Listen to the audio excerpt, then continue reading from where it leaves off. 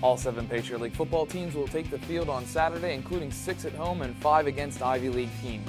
4 league teams enter Week 3 of the college football season undefeated, including number 13 Lehigh, which will open the season against Princeton.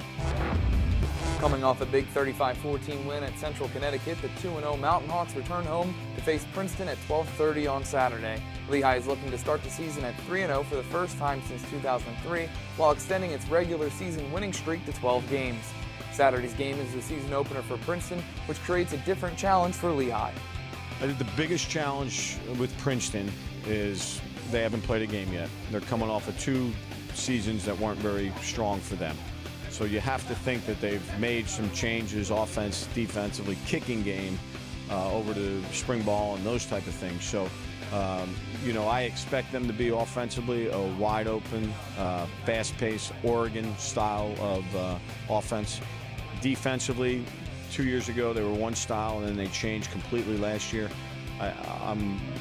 We're working on the premise that they're staying with the the defense that they employed last year. So we're working and preparing for that, which is a 3-4 scheme with some nickel type of situation. Georgetown also enters Saturday with a 2-0 record, and the Hoyas will look to move to 3-0 for the first time since 1999 with a win over Yale in Washington, D.C.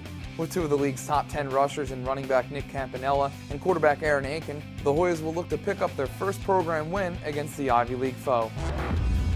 Lafayette opened the season with a huge win over William & Mary last weekend, and the Leopards will return home to host Penn at 6 p.m. on Saturday. The Leopards trounced Penn last season 37-12 behind a solid 4-touchdown performance from quarterback Andrew Shoup.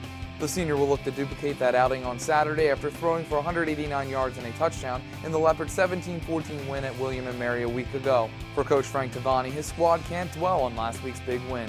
We've got no room for complacency. We haven't really, haven't done anything yet. We beat a football team that was 0-1, regardless of who they lost to or how they lost to them.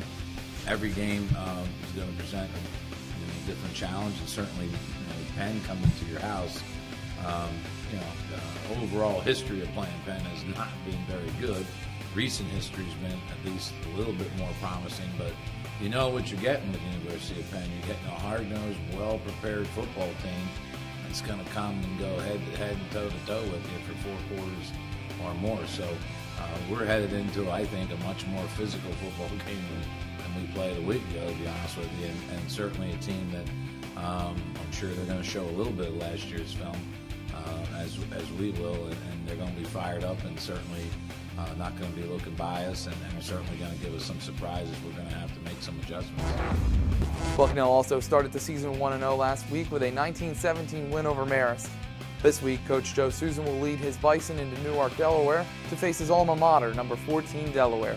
For Susan, it will be a great moment when he takes the field for Saturday's 3:30 kickoff. Being on that field is special to me because I played there, and when you get to that field, though, you've got to be able to erase that, and our team has to be prepared to play, and we're going to do our best to make sure they're prepared to play.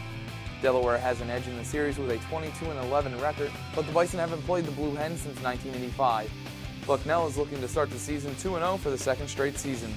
Junior quarterback Brandon Wesley had a strong performance in last week's opener, completing 20 of 27 passes for 190 yards and 2 touchdowns.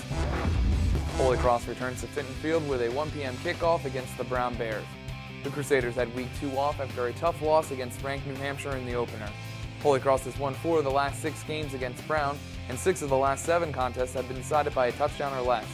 Coach Tom Gilmore expects much of the same on Saturday. They've always been close games. We were on a roll. I think we beat them 3 or 4 times in a row, and then they knocked us off down in Providence the last 2 times. So we're 2-2 the last 4 games. It's gone to the home team. They've been very competitive, very physical games, and they're games that have gone down right to the last series the last few years. So we anticipate a very competitive and very challenging game this week. After a long trip to South Dakota, the Colgate Raiders return home to face NEC foe Sacred Heart at 1 p.m. on Saturday. Both teams entered the game looking for their first win, and Colgate will look to avoid its first 0-3 start since 1996.